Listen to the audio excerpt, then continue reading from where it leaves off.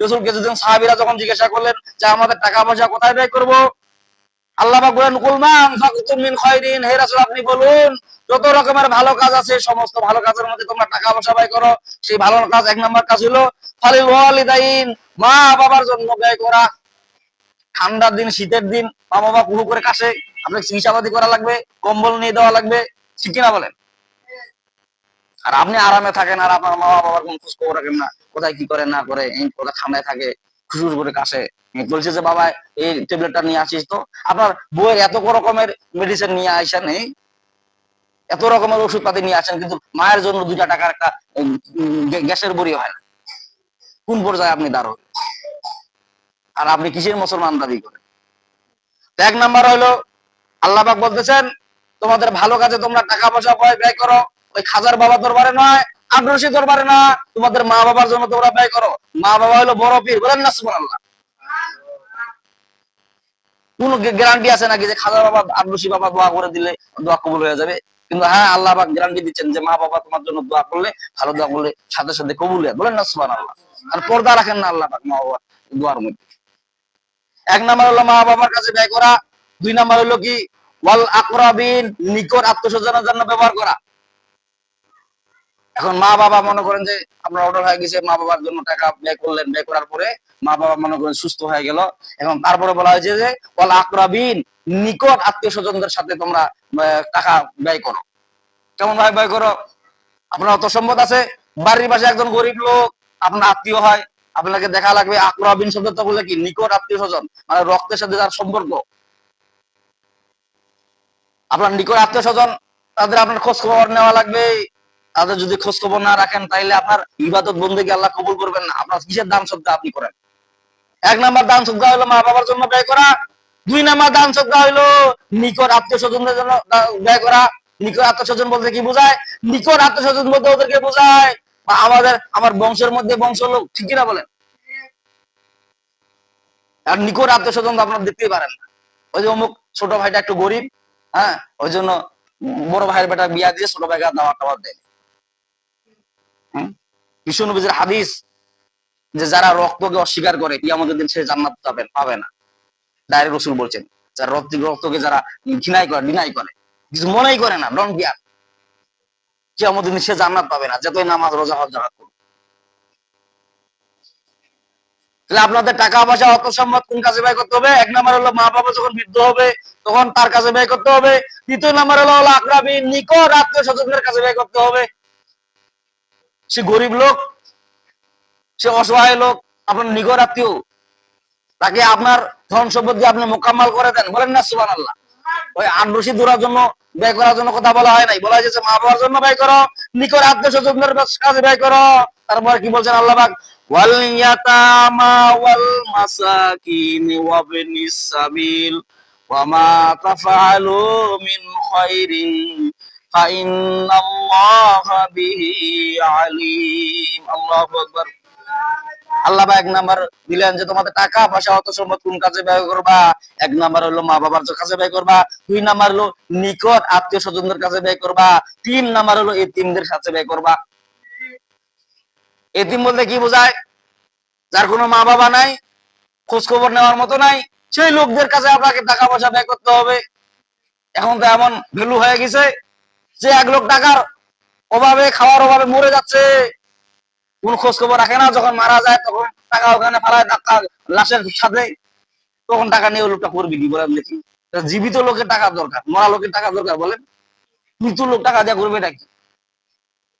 মৃত লোকের হ্যাঁ যারা প্রতিবেশী আছে আশেপাশ, যারা আত্মীয়, তারা হইলে টাকা খেয়ে ফেলবে। হয় যারা সিগারেট খোর সিগারেট খাবে, যা গাঞ্জা খোর গাঞ্জা খাবে, ঠিক কিনা বলে?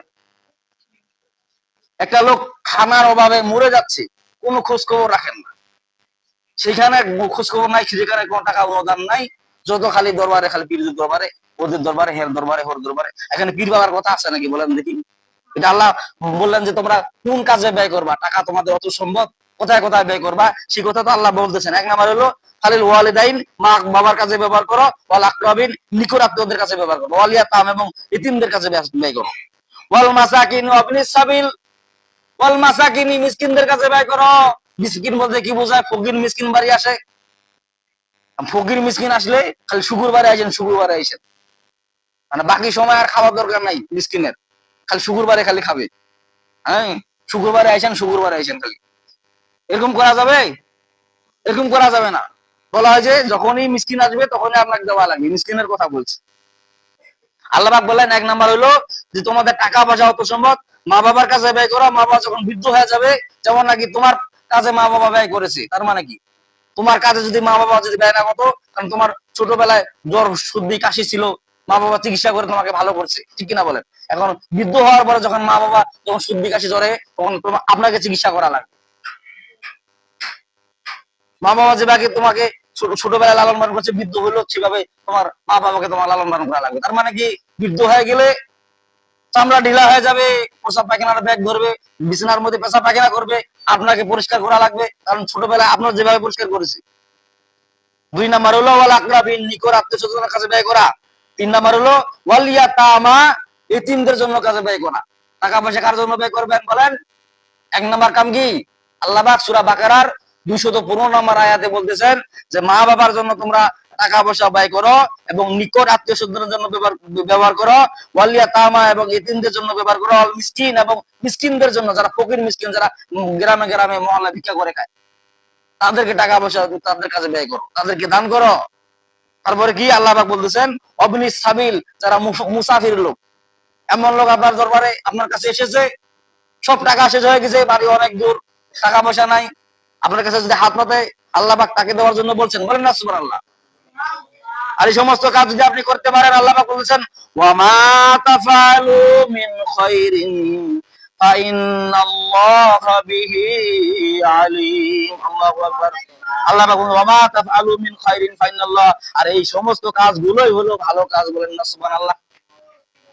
এক নাম্বার হলো মা বাবা যখন বৃদ্ধ হয়ে যাবে, তাদের পিছনে আপনার টাকা পয়সা খরচ করেন এবং নিকট আত্মীয় স্বজনের কাছে টাকা পয়সা ব্যবহার করেন, ওয়ালিয়া তামা, এবং এতিমদের কাছে টাকা পয়সা ব্যবহার করেন, ওয়াল মিসকিন ওয়াল মাসাকিন, এবং মিসকিন এবং মুসাফিরদের জন্য আপনি আপনাদের টাকা পয়সা ব্যয় করেন। আর এই সমস্ত টাকা যদি পয়সা যদি আপনি ব্যয় করেন, আল্লাহ পাক বলেছেন ওয়া মা তাফআলু মিন খাইরিন ফাইন্নাল্লাহা বিহি আলিম, আর এই সমস্ত কাজ যদি করেন, এই সমস্ত কাজে হলো ভালো কাজ, ফাইন্নাল্লাহা বিহি আলিম, ফাইন্নাল্লাহ, তো নিশ্চয়ই আল্লাহ তাআলা বিহি আলিম, ওই দানের ব্যাপারে জানেওয়ালা, বলেন না সুবহানাল্লাহ। বৃদ্ধ হইলে মা বাবার কাছে আপনি টাকা পয়সা ব্যয় করতে চাইবেন কিনা, সেই ব্যাপারে আল্লাহ জানেওয়ালা, এবং নিকট আত্মীয়স্বজনের কাছে টাকা পয়সা ব্যয় করেন কিনা, সেই ব্যাপারে আল্লাহ তাআলা জানেওয়ালা, ওয়ালিয়া তামা, এবং এতিমদের কাছে টাকা পয়সা ব্যয় করেন কিনা, সেই ব্যাপারে আল্লাহ তাআলা জানেওয়ালা, ওয়াল মাসাকিনি ওয়া ইবনিস সাবিল, এবং মিসকিনদের কাছে টাকা পয়সা ব্যয় করেন কিনা, সেই ব্যাপারে আল্লাহ তাআলা জানেওয়ালা। আল্লাহ পাক বলেন এই সমস্ত কাজ যদি তুমি করতে পারো, এই সমস্ত কাজে হলো ভালো কাজ, মানে টাকা পয়সা ব্যয় করার ভালো খাত, বলেন না সুবহানাল্লাহ।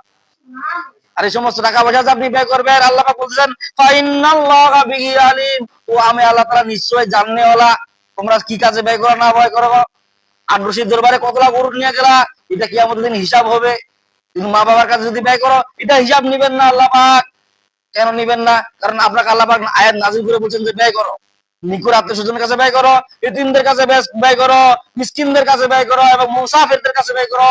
এটা আল্লাহ পাক কোরআনে 200 সূরা বাকারার 215 নম্বর আয়াতে বলছেন, বলেন না সুবহানাল্লাহ।